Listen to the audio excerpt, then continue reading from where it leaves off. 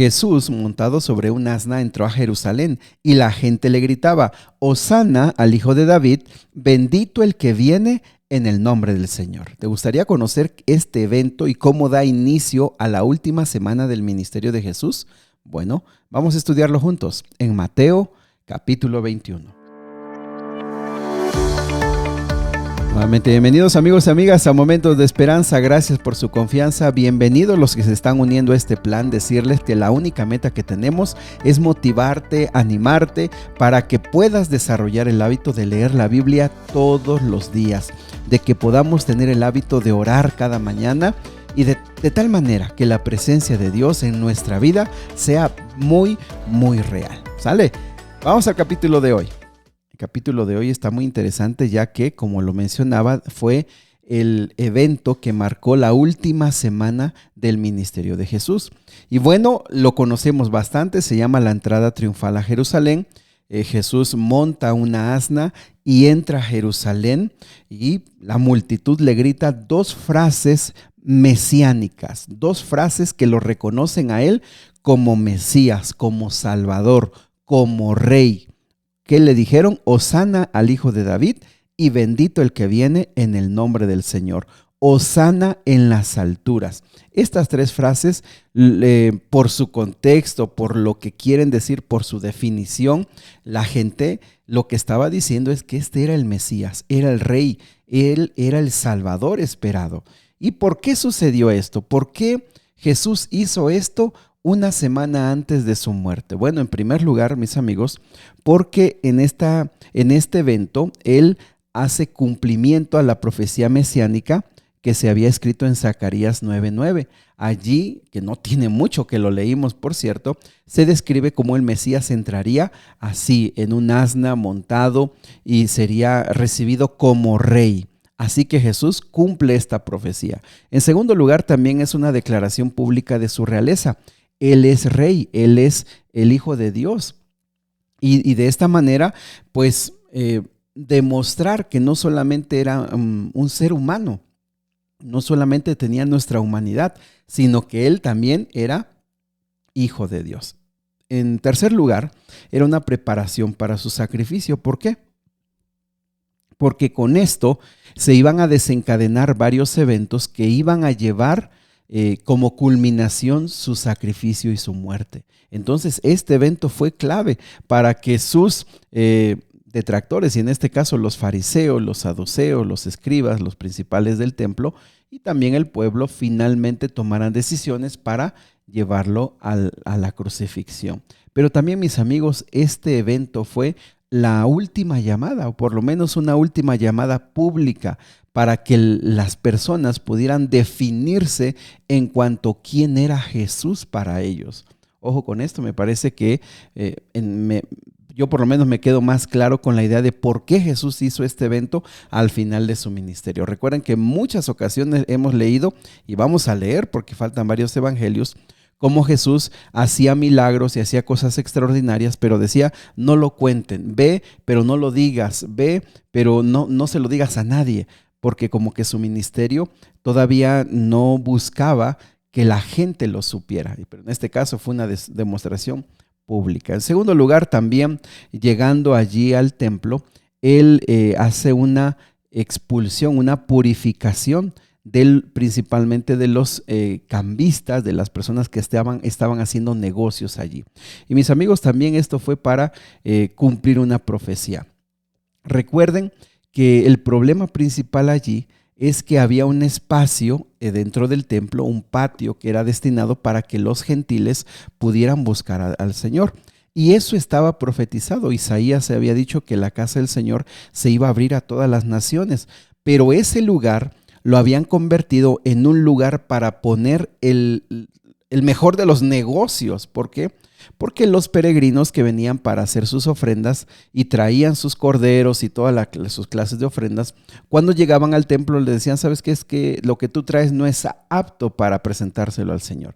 Y entonces ellos se veían en la necesidad de ir y comprar, pero por supuesto hay algunos cálculos que hasta 20 veces más caro de lo que costaban lo que ellos podían ofrecer. Así que, número uno, era una cueva de ladrones, porque estas personas, por supuesto en coordinación con los sacerdotes y los principales del templo, pues hacían estos negocios, pero también porque quitaban el espacio para que los gentiles pudieran entrar y buscar al Señor.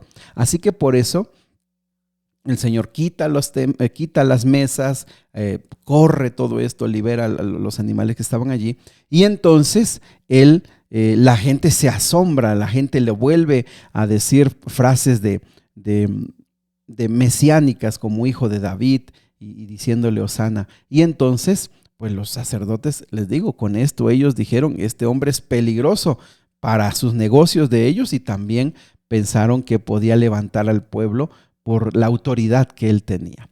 Muy bien, pues él se regresa a Betania. Recuerden que Betania está 5 kilómetros de Jerusalén, es una caminata muy corta, y regresó allí, ahí descansó, pero al otro día venía hacia Jerusalén muy de mañana, y algo muy interesante, porque él no había desayunado, tenía hambre, y entonces cuando viene, ve una higuera. Y fíjense cómo en esos tiempos era lo que comía la gente. O sea, la gente estaba acostumbrada a de los árboles frutales de eso comer, y básicamente era como una buena parte de su sostenimiento de ese día. Así que Jesús ve una higuera llena de muchas hojas y tienes la impresión de que va a tener muchos frutos. Y va y busca y no tiene nada. Y aquí solamente en su ministerio tuvo dos tipos de milagros, así como de este tipo, que son condenatorios, y en este caso condena a la higuera y la higuera se seca. ¿Cuál era el principal problema? ¿Por qué hace esto Jesús? Amigos, algo muy interesante, la apariencia. Esta higuera tenía la apariencia de tener muchos frutos, pero no tenía nada. Y Jesús condenó en todo su ministerio eso, que las personas tengan apariencia, tengan una forma como de religiosidad, pero que no den frutos. Jesús siempre habló de eso. Es importante no buscar la apariencia o buscar la hipocresía, sino que realmente nosotros podamos dar frutos. Y bueno, la tercera lección tiene que ver con los sacerdotes y los ancianos, que cuando Jesús llega a Jerusalén lo cuestionan y dicen, bueno, ¿por qué haces todo esto?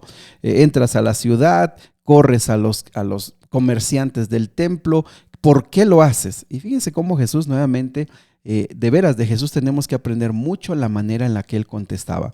Y él no les puso a explicar que quién me ha dado la autoridad, no, simplemente les dijo, ok, yo les voy a decir por qué lo hago, pero ustedes díganme, el bautismo de Juan el Bautista, ¿de dónde era? ¿Era del cielo o era de los hombres?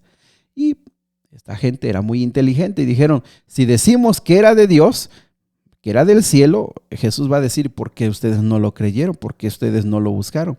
Pero si decimos que ese bautizo era de los hombres, pues la gente nos va a condenar, porque pues lo tenían por profeta. Y ellos dijeron, bueno, no sabemos. Qué interesante, ingeniosa la respuesta, pero Jesús les dijo también, pues si ustedes no me lo dicen, yo tampoco les voy a decir con qué autoridad. Ojo, aquí hay siempre para aprender cómo vamos a responder. ¿Cuál va a ser la clase de respuesta? De Jesús aprendemos bastante. También vino otra parábola, la de los 2 hijos, y básicamente este hombre tiene 2 hijos y a los 2 les pide ir a trabajar. Pero uno le dice, sí, me gustaría, pero no fue a trabajar. Y el otro le dijo, no voy a ir. Pero al final se arrepintió y fue. Y entonces Jesús les dice, bueno, ¿quién ustedes creen que hizo lo correcto? Y por ende, todo el mundo estaría de acuerdo en que el que aunque dijo que no, fue. ¿Por qué? Porque todos estamos de acuerdo que lo que importa son las acciones al final. Y entonces Jesús con esto les pone un ejemplo muy importante y les dice, ustedes escribas, fariseos, sacerdotes, ustedes dicen que sí, en el sentido de que adoran a Dios y hablan muy bonito y hacen oraciones y dan la apariencia de que ustedes reciben a Dios, pero en sus actos ustedes no están cumpliendo lo que realmente Dios espera, porque definitivamente ni a Él lo estaban recibiendo. Pero les dice, pero miren, las prostitutas, los publicanos, la gente peor de la sociedad, aparentemente ha dicho que no a Dios, pero sus actos demuestran su humildad y su sensibilidad de buscar a Dios. Y ojo, mis amigos, nuevamente insistimos, aquí lo que el Señor dice es, tus acciones, tus acciones son mucho más importantes que todo lo que nosotros querramos decir o aparentar. Y finalmente la parábola de los labradores, y con esto Jesús les descubrió su maldad. Básicamente la narración dice que un hombre puso una viña y puso a sus trabajadores, pero a su tiempo, cuando venía a buscar frutos, mandó a sus siervos y estos que se sintieron dueños de la viña, los apedrearon, los mataron, y así mandó a algunos siervos más hasta que finalmente pues ya no daban cuentas, porque estos trabajadores se habían sentido dueños, y dice: voy a mandar a mi hijo. Y aquí fue la oportunidad para estas personas, y dijeron: bueno, si lo matamos, pues definitivamente ya nos vamos a quedar con la heredad. Y ojo con esto, aquí el Señor les dice en una forma de parábola y les descubre las verdaderas intenciones de estos hombres. Aquí viene el Hijo de Dios, y ustedes que se sienten dueños de la verdad, ustedes que se sienten dueños del templo, ustedes que se sienten dueños de todo, han matado a los profetas, han apedreado a los que se les enviaron para que pudieran buscar frutos de ustedes. Y ustedes mismos están rechazando, ojo con la profecía, la piedra que desecharon los edificadores ha venido a ser la cabeza del ángulo. El Señor ha hecho esto y es cosa maravillosa a nuestros ojos. Mis amigos, este pueblo rechazó y quería matar, y con esto Jesús les descubre: ustedes han rechazado al Hijo de Dios y aparte lo quieren matar. ¿Cuál de todas estas lecciones toca nuestro corazón? ¿Cuál de todas estas lecciones nos ayuda a analizar nuestra vida, a pensar en lo que estamos haciendo? ¿Será la del rechazo? ¿Será la de los dos hijos que uno dice sí y no va, y el otro que dice no, pero finalmente lo hace? ¿Cuál de estas lecciones te ayuda a acercarte a Cristo Jesús esta mañana? Yo no lo sé, pero tú lo sabes y el Señor lo sabe. Querido Dios y Padre, esta mañana nos ponemos en tus manos tantas lecciones hermosas. Ayúdanos a ser genuinos, ayúdanos a ser sinceros, ayúdanos a ser cristianos que no nos sintamos con el deseo de aparentar, con el deseo de decir: soy más de lo que parece que tienes delante de tus ojos. Ayúdanos a ser humildes, pero sobre todo a comprometernos a estar cerca de ti para dar frutos, para que nuestra vida revele que tú estás con nosotros. Por favor, quédate con las personas, Señor, que están iniciando el estudio de tu palabra, que tu Espíritu Santo les pueda enseñar a ellos. Te lo pedimos en Jesús. Amén. Que Dios me los bendiga, que pasen un excelente día.